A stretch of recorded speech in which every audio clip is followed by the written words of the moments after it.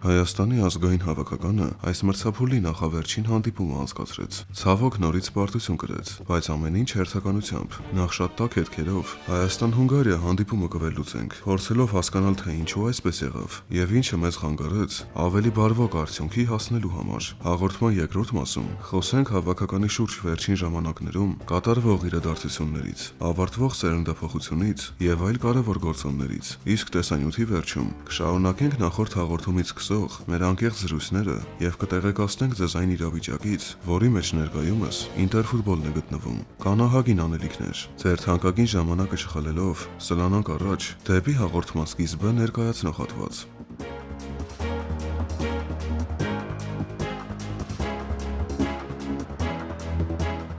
Հունգարիայի հետ դիմակայությանը Հայաստանի հավաքականը մոտեցավ բավականին մեծ կորուստներով, Բարսեղյանը որակազրկված էր, Իվուն վնասվածք ուներ, նույն խնդրի պատճառով նաև Վահանը չկար։ Լուկասն էլ հենց այս հանդիպումից առաջ պարզ դարձավ, որ ավարտում է կարիերան ազգայինի կազմում։ Եղիշե Մելիքյանը կադրային առումով լուրջ խնդիրների առջև կանգնեց, սակայն թևաթափ չեղավ եւ նախախաղային ասուլիսի ժամանակ հետեւյալն ասաց. Վաղը այնպիսի մեկնարկային կազմ կտեսնեք, որտեղ գերակշռելու են տեղացի ֆուտբոլիստներ, մեր ներքին առաջնությունից։ Միանգամից ասեմ, որ խաղը բաց թողողներին փոխարինած Ժիրայր Շաղոյանն ու Կարեն Մուրադյանը ընդհանուր առմամբ վատ հանդես չեկան եւ ֆորմացիայի մեջ ինտեգրվելու հետ չունեցան խնդիրներ։ Մանավանդ վերջինս իր օգտավետ գործողություններով ցույց տվեց, որ Իվուի բացակայությունը էապես չզգացվեց։ Շատ գոհ եմ Մուրադյան Կարենից։ Ես իրան չէի ճանաչում, չէի շփվել, ճիշտն ասած, մենակ դաշտում էի տեսել ու միշտ մրցակից, ինչ աշխատում էի Փյունիկում, բայց շփվելուց հասկացա ինչքան լավ տղա է, ինչքան համեստ, ինչքան նվիրված, ինչքան հայկական, շատ գոհ եմ իրանից, շատ լավ ֆուտբոլ խաղաց։ Հունգարիան խաղասկզբում տարածքային որոշակի առավելություն ուներ, գնդակին ավելի շատ էր տիրում, ցուցաբերելով սուր մոտեցումներ։ Մեր հավաքականը մեկնարկում ավելի զսպված գործեց, եւ արդեն խաղի միջնամասից պարզ դարձավ, որ այդ զսպվածությունը պահպանողական երանգներ ստանալով ոչ միայն առաջին խաղակեսում դառնալու էր մեր գործողությունները արտահայտող ամենախոսուն դիմանկար, այլ նաեւ մարտավարական տեսանկյունից իր հերթին ձևավորելու էր մեր գրագետ դասավորվելը, որն էլ ինչպես հետագան ցույց կտա, առանց գնդակի տեղաշարժվելու առումով պետք է բերեր եւ նշмарեր, ահա այսպիսի սինխրոնացված պատկեր։ Մեր ընտրանին շատ հասուն խաղաց եւ դիմադրության խտացումը այն բանին բերեց, որ տեխնիկապես հարուստ հունգարների մոտ կրեատիվությունը վնասվում էր, իսկ կոմբինացիոն խաղը բացակայում։ Հավաքականի հարձակումները ցավոք արդեն տխուր ավանդույթ դարձած մեծ խոտանով էին արտահայտված։ Գրողները արչեւի գծում ունեին միապաղաղ գույներ, գնում էր խորը տակտիկական մենամարտ, որտեղ մեկ դրվագը օժտված էր հեռանկարներով որոշելու այս խաղում ամեն ինչ։ Արդյունքում հենց այսպես էլ եղավ։ Սոբոսլայը անհատական վարպետություն ցուցաբերելով եզրից փոխանցմանը շքեղ տրայեկտորիա հաղորդեց։ Բարնաբաս Վարգանը լայն գործողությունը կատարեց, ինչը ամենալավն է ստացվում նրա մոտ։ Առաջ ընկնելով պաշտպաններից, գնդակը մեկ հպումով մեր դարպասը ուղարկեց։ Հիշում եք նախորդ հաղորդման մեջ, երբ հստակ ասացինք, որ այս երկուսի հանդեպ պետք է լինենք շատ ուշադիր։ Մեկ էպիզոդն էլ նրանց հերիք էր խաղի ելքը վճռելու համար։ Ցավալի է, բայց այստեղ հենց այն ֆուտբոլիստը թերացավ, ով խաղադաշտում լավագույններից էր։ Սեոբան մնացած գրեթե բոլոր դրվագներում բավականաչափ հաջող գործեց, սակայն մեկ էպիզոդը ընդհանուր պատկերը փչացրեց։ Այդուամենայնիվ ի պատիվ մեր պաշտպանների պետք է ասեմ, որ այս խոցելի գոտին դանդաղ քայլերով բռնել է ճանապարհ դեպի բարելավման խաչմերուկ տանող։ Այստեղ կա առաջընթաց, եւ քանի որ խոսքը գնաց խաղի դրական կողմերից, նորից պետք է արժանին մատուցենք մեր ավագին Էդուարդ Սպերցյանին։ Նա միանշանակ Man of the Match-երից էր եւ ստեղծում էր եւ քանդում։ Միջին գոտին բալանսի բերելով նա անընդհատ որոնումների մեջ էր, կարևորագույն ֆիգուր հաճախ մանևրող, անընդհատ շարժման մեջ գտնվող, թթվածին ապահովող եւ մատորիկա գեներացնող։ Երկրորդ կեսում Հունգարիան հետ իջավ, շեշտը հակագրողների վրա դրեց եւ այս ասպեկտում մի քանի անգամ լրջորեն խայթեց մեզ։ Ամեն դեպքում նոր բաց թողնված գոլերից հավաքականը խուսափել կարողացավ։ Մերոնց հարձակումները արչեւի գծում առաջին կեսի համեմատ բավականին տարբերվող էր։ Հավաքականը առաջ շարժվեց, բախտը որոնելու մրցակցի դարպասի մոտ, սակայն այդ ֆորտունան մեր հանդեպ չգտնվեց բարեգութ։ Գոլային պահերը հաջորդում էին մեկը մյուսի հետևից։ Տարավ հիշեցնող հաճախականությամբ, սակայն ռեալիզացիան կաղում էր, իսկ խախուր ընկերողները զրկվում տրամաբանական հանգուցալուծումից։ Խաղացինք նվիրված, պայքարեցինք, գլուխ չպահեցինք, սակայն ցավոք խաղը փրկելը այդպես էլ չհաջողվեց։ Եթե հունգարների այդ մեկ դրվագը չլիներ, 99% հավանականությամբ մրցավեճը ավարտվելու էր խաղաղ ելքով։ Եղիշե Մելիքյանը բոլոր էպիզոդներին տրվում էր անմնացորդ մղումներով, անընդհատ խաղի մեջ էր։ Գնդակը երբ դուրս էր գալիս դիմային գծից, նա այն արագորեն վերցնելով սաներին էր փոխանցում, որպեսզի ավելորդ ժամանակ չկորցնենք։ Մելիքյանի հավաքականում միակ բանը, որը արդեն կա 100%-ով, դրան այսպիսի ձևակերպում տանք՝ խաթարված միասնականությունը ապաքինող եւ այս հարցը գրեթե կարգավորած ձգտումներ, ինչպես նաեւ դաշտի ամեն քառակուսու համար մղված անձնվեր պայքար։ Մնացած բոլոր էլեմենտներում կան բազմաթիվ անելիքներ, սիստեմային կարգավորման կարիք ունեցող, բոլորիս մտահոգող հարցեր։ Լավ, բա ինչ անենք հիմա։ Ի սկզբանե դրված գործընթացը շարունակելով եւ նախընտրած գիծը պահելով, այդ վեկտորը առաջ տանելով, ջանքեր գործադրելով, փորձենք վերջի վերջո գտնել մեր տեղը եվրոպական ֆուտբոլի արևի տակ։ Այո, այս հավաքականը դեռ չունի արդյունք, սակայն ինչ որ անբացատրելի ձևով այնինչ շատ է դուր գալիս։ Վստահ եմ ձեզանից շատերին նույնպես։ Հպարտ եմ իմ տղաներով, այն որ թիմային ոգի կա, սրտանց աշխատում են, միասնություն կա, թիմ կա, այդ ամեն ինչը ուրախացնում է։ Հավաքականի վերջին հանդիպման համառոտ վերլուծությունը ավարտելով, կուզեի խոսել ահա թե ինչից։ Ներկապահին մեր ընտրանին սերնդափոխության գործընթացի վերջին փուլի վրա է կանգնած։ Արոյանը հավաքական չի գալիս։ Լուկասը ազգայինում կարիերան ավարտեց։ Ցավոք Տիկոին, Կամոին ու Դաշյանին չի մնացել մրցելույթները շարունակելու երկար ժամանակ։ Հետևաբար այս պարագայում ազգայինի ճամբարում երիտասարդ ֆուտբոլիստների դերը դառնում է մի քանի անգամ ավելի կարևորված։ Այո, Սպերցյանը, Բիչախչյանը, Նաիրը եւ Իվուն կշարունակեն հանդիսանալ հավաքականի երիտասարդներին կօգնեն քայլ առաջ կատարելու եւ ավելի առանցքային ստատուս ձեռք բերելու համար, սակայն այստեղ շատ բան է կախված հենց իրենցից, երիտասարդ ֆուտբոլիստներից։ Խոսքս ուղղում եմ Ռանոսին, Մկրտչյան, Մուրադյան, Փիլոյան, Եռյակին, Գեորգի Հարությունյանին, Էդգար Գրիգորյանին, Գոր Մանվելյանին, Արթուր Սերոփյանին, Ժիրայր Շաղոյանին, Նարեկ Աղասարյանին եւ նաեւ Էդգար Սևիկյանին որոշ չափով։ Հիմա ամենաթիրախային ժամանակն է, ամենաակտուալ պահն է, որպեսզի դուք թե հոգեբանական առումով, թե խաղային համատեքստում որակական նոր մակարդակի վրա դուրս գաք, ցուցաբերեք լիդերի որակներ, ձեր կամային հատկանիշները ուժեղացնեք եւ կարեւորության կշիռը ել ավելի բարձրացնեք։ Սա մեծ օգնություն կլինի թե մարզչի, թե ֆեդերացիայի եւ թե ընդհանուր հայկական ֆուտբոլի համար։ Հիմա մեզ եղանակ ստեղծող նոր կադրեր են հարկավոր, ովքեր չեն ընկրկի դժվարություններից, չեն խուսափի պատասխանատվությունից, իրենց ուսերի վրա կտանեն այդ ծանր բեռը, աչքի կընկնեն ոչ ստանդարտ գործողություններով, չեն քաշվի խաղը իրենց վրա վերցնելու հանդուգն պատասխանատվությունից եւ հենց թիմակիցների աչքերում, նրանց գիտակցության մեջ կդառնան այս ճանապարհը հաղթահարած իսկական օրինակ, կերպարանափոխման վառ ապացույց։ Սա իրոք կոչված է լինել այնպիսի մարտահրավեր, որը խոսքիս ամենալայն իմաստով կարող է եւ պետք է մոտիվացնի ձեզ։ Դուք բոլոր նախադրյալները ունեք, որպեսզի այս ամենը կյանքի կոչեք։ Մենք ձեր կողքին ենք եւ սրտանց հավատում ենք ձեզ։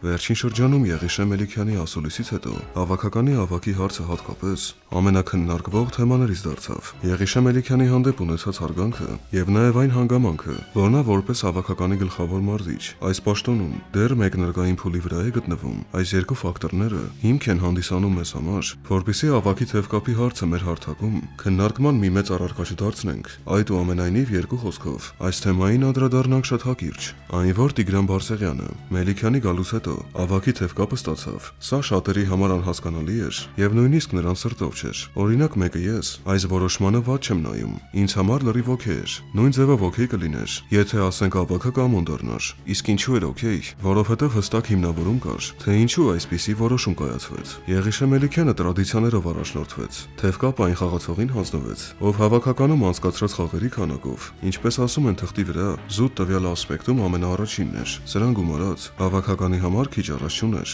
անհատականություն, որը իր ակումբում նույնպես գլխավոր առաջատարներից էր եւ առաջնության լավագույն ֆուտբոլիստներից։ Այս ամենի հետ հանդերձ, ինչպես նաեւ Եղիշե Մելիքյանը մատնանշեց, հավանականություն կար, որ այս մրցափուլից հետո Տիկոն հավաքականում կարիերան ավարտելու էր։ Մեր մարզիչներ հարցին այն դիտանկյունից մոտեցավ, որ վաստակ ունեցող ֆուտբոլիստի հանդեպ հարգանք արտահայտող ժեստ անենք եւ ավակի թևկապը հենց նրան տրամադրենք։ Առավել եւս, որ ներքին խոհանոցը չէր վնասվելու սրանից, ու խաղացողներն էլ այս որոշմանը տվեցին Սակայն շատ լոյալ վերաբերմունք, եւ սա չէր դառնա երբեք այսքան վիճաբանական հարց, եթե Տիգրանը էմոցիաներին չտրվեր ու կարմիր քարտ չստանար։ Այս դրվագից հետո կրքերը շիկացան եւ հավաքականի ավակի հարցը համար 1 առաջնահերթություն հանդիսացող օրակարգերից դարձավ։ Զարմանալին այն էր, որ ունենալով այսքան ցավոտ եւ խոցելի կետեր, հենց այս հարցը մեզ մոտ առաջնային պրիորիտետի վերածվեց։ Սա այն հետևանքին բերեց, որ Բարսեղյանը իր սխալի հետ չհաշտվելով ու այսպիսի արձագանք տեսնելով որոշեց հեռանալ մեր գլխավոր թիմից։ Բայց Եղիշե Մելիքյանի ջանքերով Տիկոն մտքափոխ եղավ եւ հավաքականին հրաժեշտ չտվեց։ Եղիշե Մելիքյանը ընդունեց այն եղելությունը, որ այո, Տիկոն հույզերին տրվելով սխալվեց, սակայն միևնույն ժամանակ Բարսեղյանի հասցեին որևէ մեղադրողական խոսքեր չարտահայտեց, ինչը չգիտեմ ում համար ինչպես, բայց համենայն դեպս մեզ համար շատ ողջունելի էր։ Սակայն առաջին հայացքից մի փոքր անհասկանալի էր հարցի այն հատվածը, որ Տիգրան Բարսեղյանին չմեղադրելու հետ միասին նա ավակի թևկապից զրկվեց եւ այն Էդուարդ Սպերցյանին անցավ, այն որ մեր դիսպեչերը բոլոր տեսանկյուններից արժանի է որ հավաքականի ավակի թևկապը կրի։ Սա անխոս, քանի որ Տիկոն ավելի մեծահասակ է Էդուարդից, հետեւաբար նա կարիերան հավաքականում կավարտի այն ժամանակային հատվածում, երբ Սպերցյանը կլինի իր ուժերի ծաղկունքում։ Ավակի թևկապն էլ այսպես թե այնպես մոտակա ապագայում լինելու էր հենց Սպերցյանինը, սակայն Տիկոին Մելիքյանի իսկ որոշումով ի սկզբանե դարձնել ավակ, հետո մի դրվագի պատճառով վերցնել այն նրա մոտից։ Այսա որոշակի հարցերի տեղիք է տալիս, ինչ որ անհետևողական բան կա սրա մեջ, սակայն երբ հարցին փորձում ենք նայել այլ ռակուրսից, ավելի խորացված, ապա նշмарվում է այստեղ հետևյալ անկեղծ բացատրությունը։ Ասել թե Տիկո ջան, հա սխալվեցիր, հարց չկա, դա կարող էր պատահել յուրաքանչյուրիս հետ։ Մենք չենք կշտամբում քեզ, չենք մեղադրում։ Մարդկային առումով նույնիսկ հասկանում ենք, բայց որպես սպորտսմեն, ով պետք է պատասխանատու լինի իր արարքների համար, ավելի արդար է բոլոր դիտանկյուններից, որ այսուհետ այլ խաղացող համարվի թիմի ավակ։ Արի բեր ավակի թևկապը Սպերցյանին դուր։ Ինչպես տեսնում եք, այս դրույթը նույնպես ունի ապրելու իրավունք։ Վիճահարույց հարցերի հետ կարող ես հանդիպել շատ հաճախ, լսել տարբեր դիտանկյուններ, սակայն ամենակարևոր հատվածը այնտեղ է թաքնված, որ այդ հարցը լինի փաստարկներով հիմնավորված, եւ սա հենց այդ դեպքերից էր։ Ենթագիտակցական զգացման անկյունից նաև բացասական ապրումներ առաջացրեց Մելիքյան-Տիկնիզյան փոքր կոնֆլիկտը կամ տարաձայնությունը անվանեք ինչպես կուզեք, եւ այդ բացասական տպավորությունը ոչ թե բուն տարաձայնությունից եղավ, այլ ավելի շատ այն մտահոգեց, որ դա ոչ միայն ինֆորմացիա դարձավ, բոլորին հասավ, այլ նաև լայն տարածում գտավ։ Գիտեմ, որ հիմա շատերը կվիճեն ինձ հետ, սակայն իմ սուբյեկտիվ տեսակետով, որի հետ դուք կարող եք չլինել համակարծիք, պետք է անել ամեն ինչ, որ նման պատահարները դուրս չգան հավաքականի պատերի ներսից, եւ մեռնեն հենց կոլեկտիվի ներսում, ֆուտբոլիստ մարզիչ հարաբերությունների մեջ, այսպես ավելի թիմային է ըստիս։ Կարևորը այս հարցերը անհետևանք հարթվեն ու նույնիսկ իներցիայով չվնասեն մեզ։ Մի պահ ընդհանուր այնպիսի ֆոն ստեղծվեց, որ խաղացողների ու մարզչի միջև կան չէի ուզի ասել թաքնված, բայց ներսում պահված գանգատներ։ Մտահոգությունը այն էր, որ դրանք հանկարծ շփորդ կան մի օր։ Ամեն ինչ կախված է լինելու գաղափարապես, արժե համակարգային մոտեցումներից, արդյունքից ցույց տված խաղից, հաղթանակներից եւ բնականաբար մեկը մյուսի հանդեպ հարգանքից, հանդուրժողականությունից ու կոմպրոմիսների գնալուց։ Ամեն դեպքում ուրախացնում է այն հատկապես, որ գուցե ստիպված, բայց սրա հետ միասին շեշտադրված, Եղիշե Մելիքյանը թիրախավորված կազմի երիտասարդացմանն է գնում, ինչը հեռանկարներ ապահովելու տեսանկյունից անկյունակարային կարևորություն ունի։ Հաղորդման այս հատվածը եզրափակելով շնորհակալության եւ երախտիկի խոսքեր Լուկաս Զելարյանին ասենք։ Այո, եղել են էպիզոդներ, երբ պահի ազդեցության տակ հոգու խորքում շատերս ինչ որ պրետենզիաներ են ունեցել նրանից, բայց դրանք հաջորդ իսկ վարքյանից մոռացության մատնված, անհետանալով դարձել են նոր համակրանք այս ֆուտբոլիստի հանդեպ։ Մեծ հաշվով Լուկասը արեց այն, ինչ կարողացավ, հավաքական նոր նշաձող բերեց, անհատական վարպետություն ցույց տվեց, մի շարք գեղեցիկ գոլեր խփեց, եղան շատ դրվագներ, որտեղ նաեւ անձնուրաց խաղով աչքի ընկավ։ Պարզապես ինչ որ անավարտություն կա ցավոք այս գեղեցիկ պատմության մեջ, եւ դա այն պատճառով ծնվեց, որ նա հավաքականում գուցե սխալ դիրքում օգտագործվեց, ինչն էլ հանգեցրեց էֆեկտիվության պակաս։ Այս մարդը իր բնույթով դիսպեչեր էր, այսպես կոչված ամեև, ավելի դեպի կենտրոն թեքում ունեցող ենթահարձակվող, սակայն մեր մարզիչները ստիպված նրան տեղափոխում էին եզր կամ նշանակում որպես կեղծ հարձակվող, ինչևէ եղած էլ հետ չես բերի։ Նրան իհարկե չկա փոխարինող, բայց հույսեր կան, որ կգտնվեն այնպիսի ֆիգուրներ, ովքեր գնալ կփորձեն հենց Լուկասի հետքերով։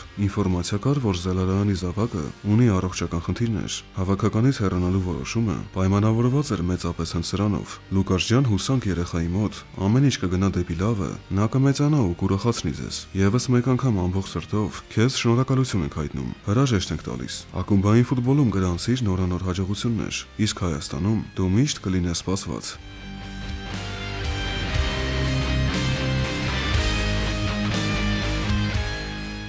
Ես չեմ վախենում պարտվելուց, ես վախենում եմ վախկոտների հետ գնալ պայքարելու, դրա համար ես ոչ մի վախ չունեմ, իմ թիմը վախկոտ չի, իմ թիմը դուխով է, Պիլյանը, մյուսը, ինձ ուրախացնում է դրսի տղեկի հայրենասիրությունը, այսօր ես իրենց մոտ էլ տեսա, Տիկնիզյան, Սպերցյան, Սևիկյան, ոնց էին կռվում, ոնց էին պայքարում, ամեն ինչ լավ կլինի։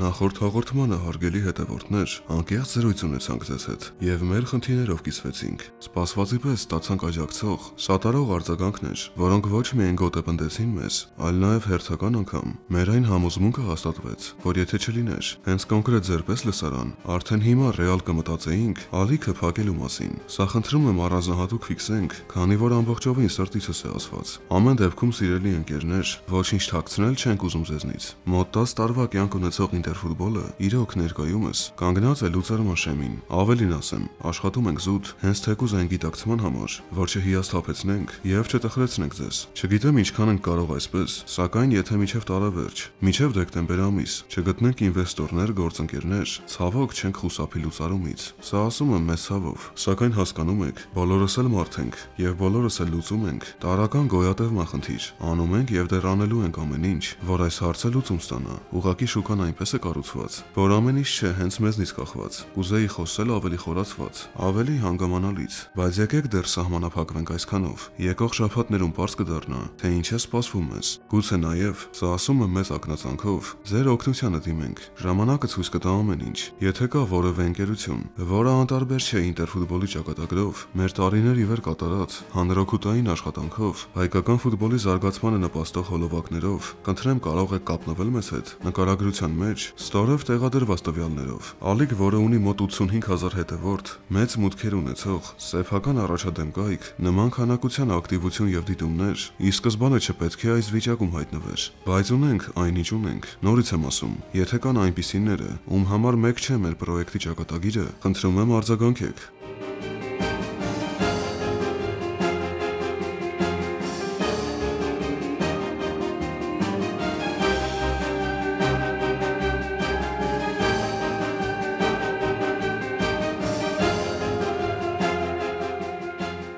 Սրտանց շնորհակալ եմ ձեզ, անչափ գնահատում ենք բոլորիդ, հայտնում մեր երախտագիտությունը արդեն ուղիղ մեկ շաբաթից նույն վայրում հանդիպելու պայմանով։ Ամենայն բարիք ձեզ ու հիշեք, որ ուժեղ ենք իրարով։